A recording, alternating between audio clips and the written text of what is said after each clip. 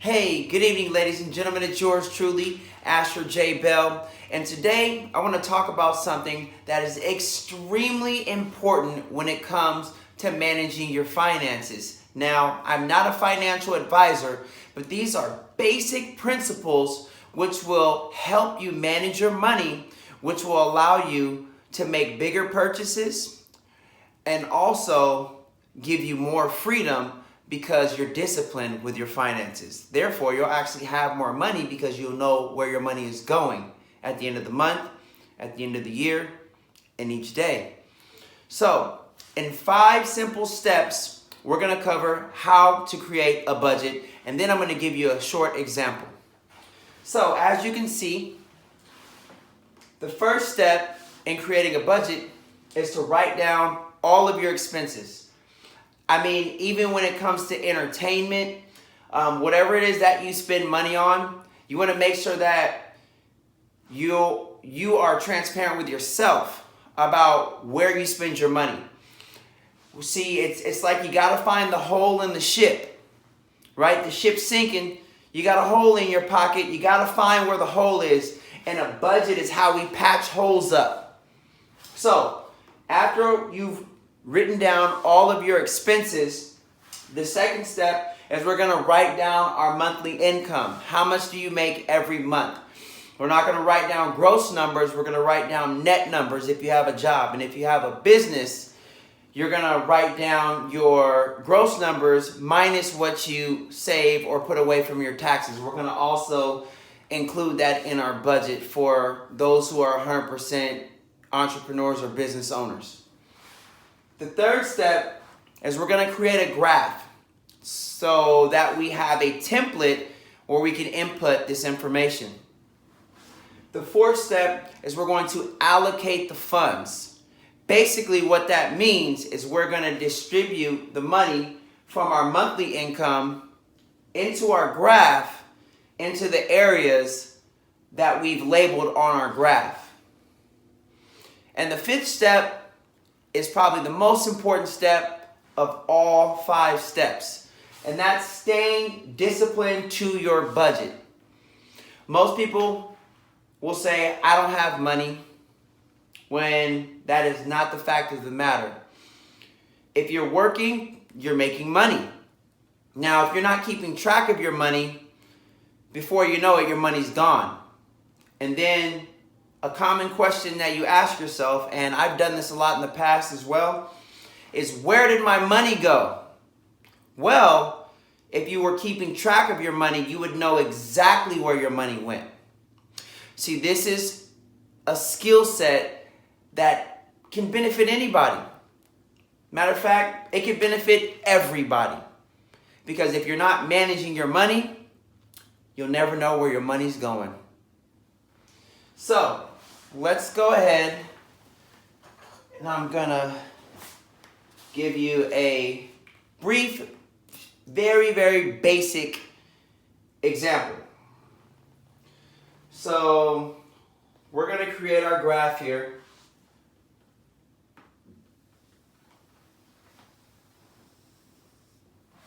And we're gonna call this our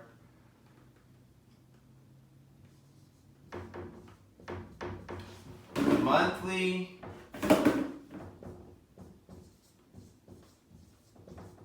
budget. Okay. Now, let's create the graph and label our expenses. So, let's just say your rent or mortgage, that's one column. Let's say your car, if you have a car note,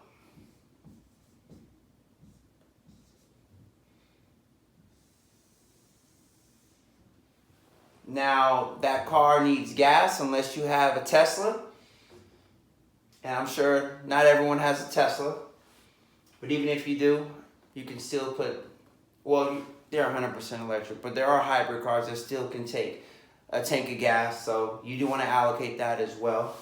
But for most people who don't have Teslas, you're going to be spending some money on gas. So let's put that on there.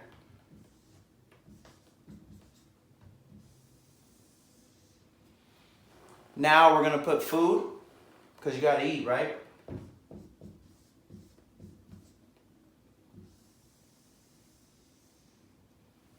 All right, now that we've taken care of our rent, we've taken care of our car, we've taken care of the gas that goes into the car, we've taken care of food, let's talk about our cell phone. So,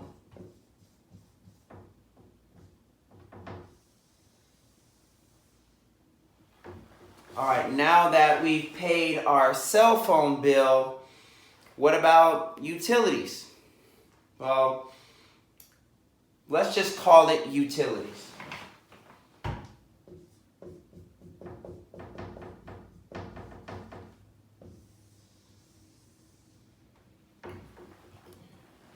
Now,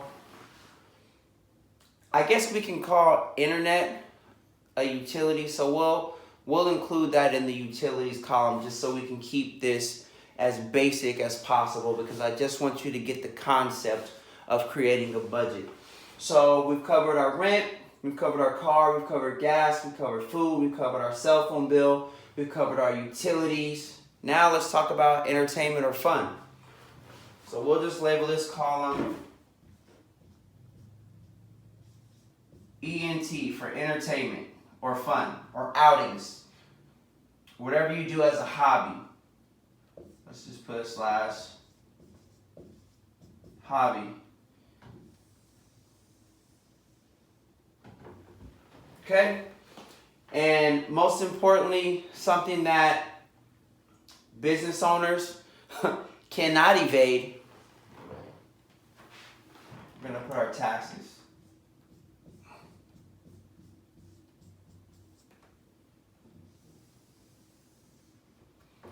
And most importantly for me, just as important as taxes, for what I believe in, I'm going to make sure I put my tithes and offering here as well.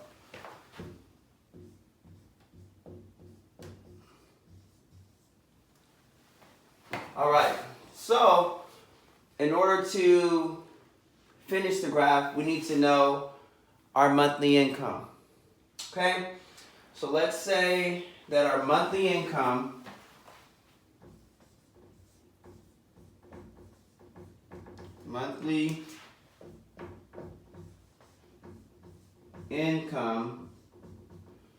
is $10,000.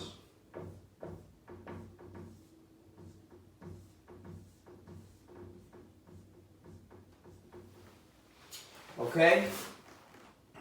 So, if our monthly income is $10,000, I'm also going to get calculator out here so we can make sure our numbers are accurate. So if our monthly income is $10,000, how much is your rent? Let's call it $2,400. Or your mortgage. Let's say your car note, let's call it $300. How much you spend on gas? Let's call it $150. How much you spend on food? Let's say let's call it $800. Cell phone, let's call it $100. Utilities, so we're gonna, if you own a home, I'm doing this on a basis of a homeowner. If you're renting, then your utilities are probably much lower, but you're gonna allocate your funds using this same type of format. So we're gonna call it your PG&E. Let's call that $150. we're gonna call our water and garbage. I'm gonna call that $100. We're going to label our internet. I have internet, phone, and TV plus phone and TV. We'll call that 160. So we've covered our PG&E, our water and garbage, our internet, our phone, and our TV. And that's typically the types of utilities that most people have.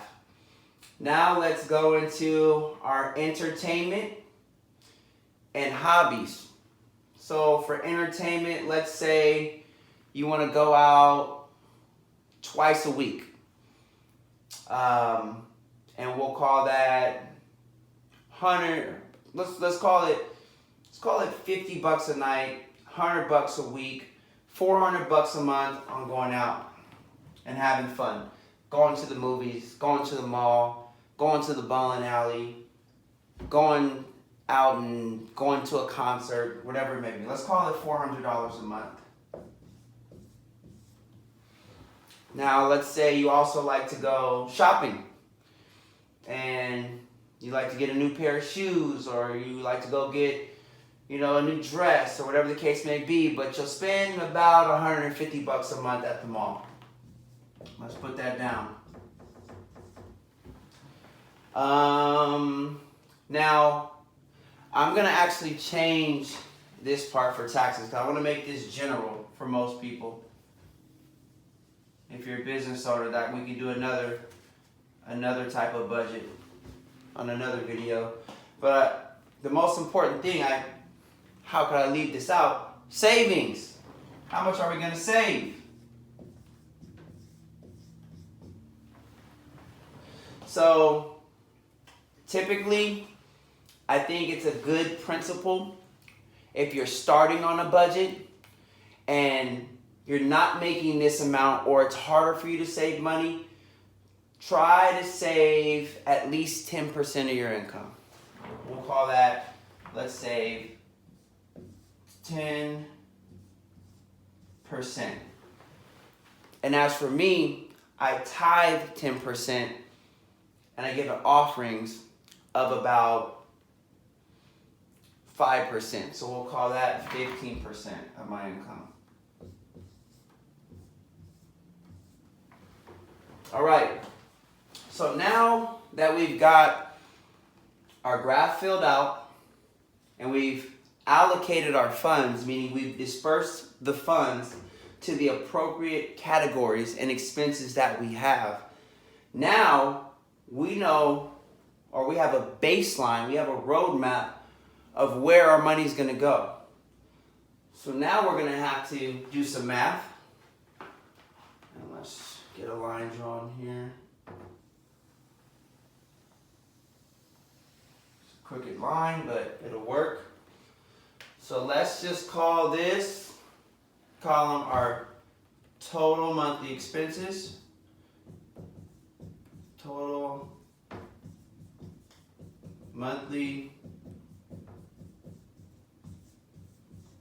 expenses. All right, so let's tally all this up. And we're going to act as if this $10,000 is a net income. 2,400 plus 300 plus 150 plus 800 plus 100 plus 150 plus 100 plus 160 plus 400 plus 150. Oh, sorry, let me do that again. As a matter of fact, let me just go ahead and take 25% out of this.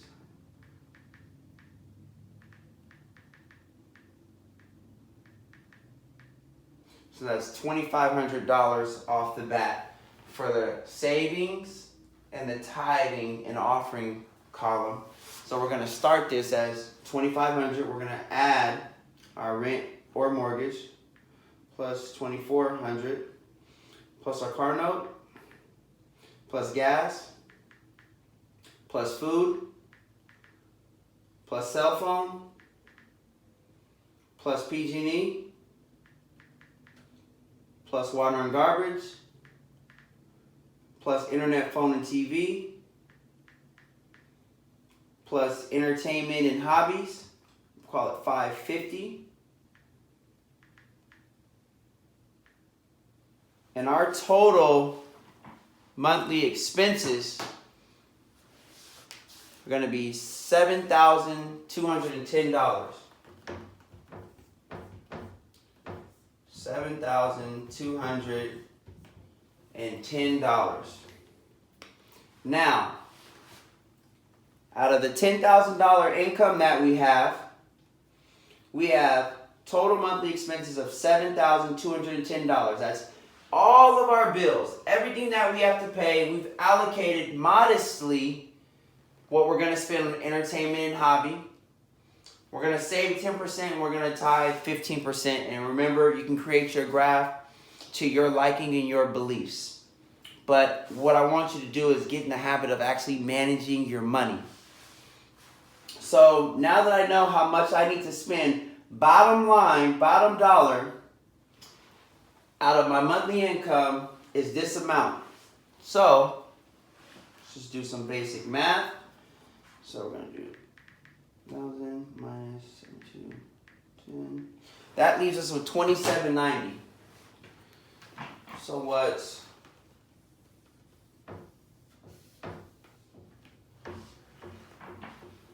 what's left over after expenses, we're going to have total amount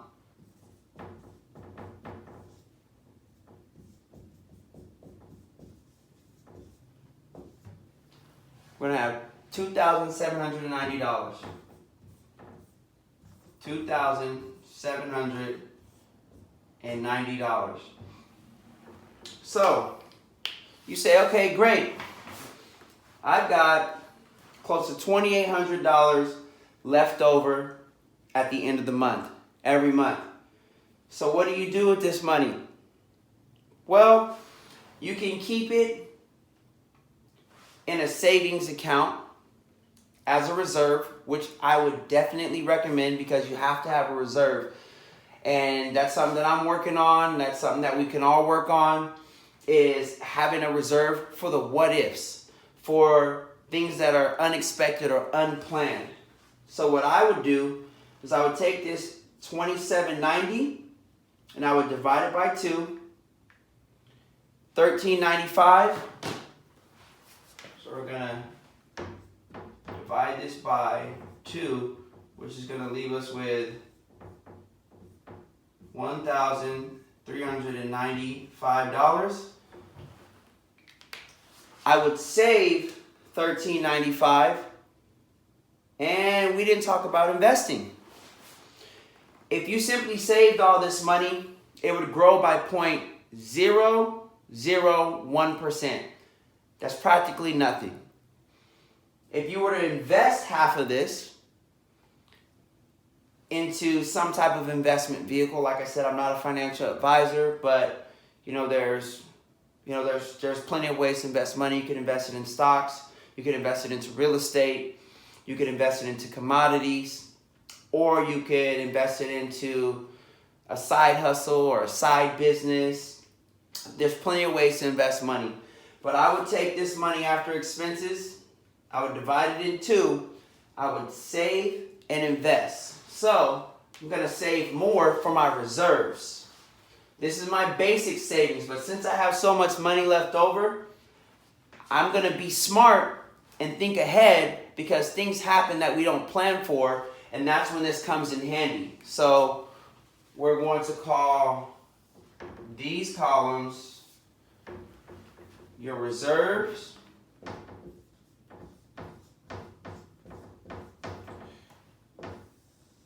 and your investment money.